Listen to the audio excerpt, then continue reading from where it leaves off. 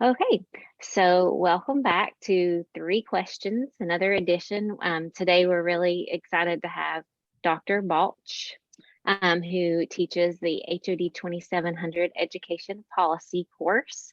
And we're just thankful for him to spend a little time with us this afternoon and share a bit more about his life and thinking about HOD. So I'm just going to jump right in if that's okay.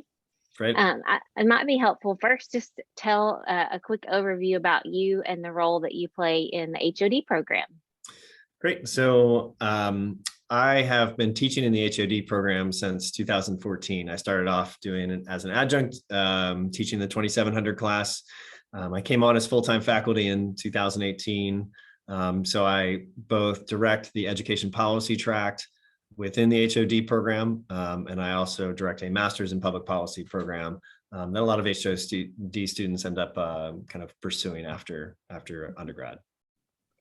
Very helpful background. Thank you. So many of the students watching this may have had you as an instructor in their 2700 class. And, so as we talk to prepare for our chat today, I was telling you a bit about the retrospectives that they are writing as part of one of the assignments for their capstone coursework.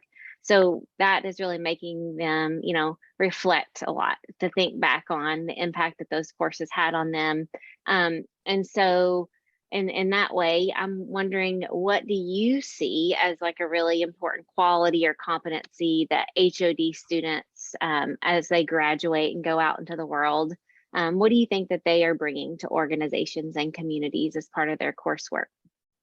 So I think the public policy element to the HOD major, I try to focus my class on these two elements of what we'll kind of define as power. The first part is the ability to read power.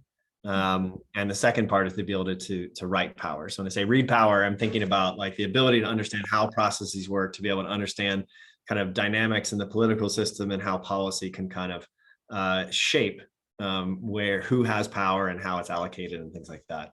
And then when I think about the second part is more writing power. So this is now not just the understanding of it, but actually the kind of involvement and engagement with that. So I think there's, the idea that one, just establishing that students have the right to enact that power and utilize that power to advocate for change that they might be interested in. So in our class, we use a lot of project where students have to meet with decision makers and those who have influence over the policies that they're interested in. And then we kind of also have the writing power, not just the right to do it, but the ability to write things like policy briefs, things like strong arguments that are backed by evidence, so they can make a compelling argument to somebody and advocate and have influence over, their world. That's the kind of the idea of writing power. That's so great. Even without knowing it, you actually just talked about two of the mindsets that we talk a lot about in the capstone coursework. And one is learning from others. And so absolutely with that assignment, it sounds like they're having to go out and like build relationship and get to know different perspectives, but also the ability to synthesize information. So, there's a lot going on out there. So how am I going to take this and drill it down into something that people are actually going to read and care about? So that was a great overview. And great qualities that I think that you're right on, the HOD students bring to organizations and communities as they graduate. So we're also thinking about their future. They're doing learning goals and they do some Odyssey planning. And so, and we talk a lot about their ideation team and mentors. And I was just wondering about you and your own experience, because I'm sure you were in their shoes one day, juniors or seniors in undergrad. And think about anybody that's been especially influential or any one thing specifically in the way that you think about your own future and next steps. Yeah, I would say in undergrad, I would say one of the more influential pieces was that I actually had an opportunity to teach a psychology class during my senior year. So the ability to be in that situation, recognize that it was something that was a really good fit for what I enjoyed. And what I felt capable of doing. It was a big turning point. So I actually started working in schools after graduation. And I'd say that the piece after that, the influential piece at that point was the experience of teaching within my own classroom, but then really wanting to think about things from a broader perspective. Like, how can you have influence over decisions that are made beyond your own small, tiny, kind of classroom or whatever world that might be. And so I wanted to think about it from the systems perspective, which that was the big change that kind of made me come to grad school here, and thinking about policy and being able to now teach some of those processes to others about what that looks like, to be able to think about it from a big perspective and enact sustainable change. Yes, I think, I hope that the students are, paying attention to what's being shared there, because you never know at like what moment, that light bulb is going to kick on and really kind of direct your path. So just noticing, we talk a lot about that in capstone. They have to, write field notes and just notice and just be aware of others and the things that are influencing them. So that was a really great example of that.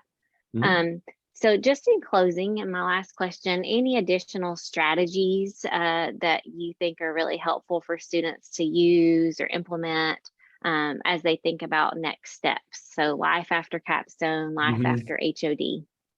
Yeah, I would say there's kind of two things that I would think about. The first one is really the capstone process provides an opportunity for you to be able to really kind of be in the moment and see, how does this fit with me, right? And I think that there's a level of like, what do I think I should do? And then what am I passionate about doing? And what do I have a good skill set fit for? And I think that looking backwards helps a lot with kind of understanding, like, where were those moments that I was totally engaged, whether that's a class, whether it was a club, whether it was a leadership role, any of those, like, what are those moments? And like trying to figure out what was in common among some of those moments. Not necessarily like what I think I should be doing or what I expect that I'll be really passionate about, but really looking backwards for it. And the second thing, I think at that point, you also, I think that, finding the right job in kind of any field is, especially in our current time, it's more like dating than getting married. And so like, thinking about your final job, like 20 years into working into education and policy, like there are still elements that I try to figure out and haven't quite found a solution about. How do I figure out how to be both in the classroom and have that direct impact, but also be, kind of removed and think more systemic level. And so where is the balance that I can have between those two? And I'm still trying to navigate in which situations does that work and not work. So I think it's kind of allowing yourself the grace to say, not having that pressure to say I have to have the perfect job, but I have a job that's going to be part of my information gathering journey, and it'll, continue on for long after that. But I need to make a choice that's informed by things in the past that has a lot of those kind of passion elements in it, so that I can, kind of get a better source of information for whether it's a fit then or maybe in the future. Now that's great. And again, without even knowing it, you really you drill into something that we talk a lot about in the capstone, and that's like looking back and the ability to just like document where you see patterns, or again, where you felt like this is exactly what I want to do, what I want to be, and hold on to that and don't get lost in what everybody else is doing, right?